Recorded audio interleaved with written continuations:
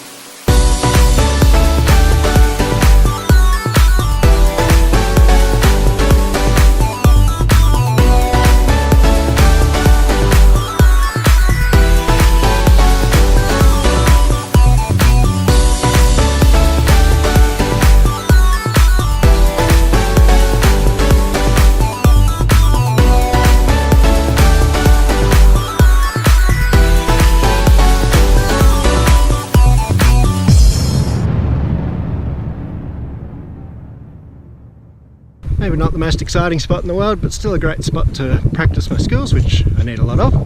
And it's still a hell of a lot of fun. Kayla challenged me to jump through the gap in one of the trees, which I made on the first attempt and did not make on the return attempt. But a lot of fun, time to head home. Thanks for watching. Please like, subscribe and check out my other videos. See you next time.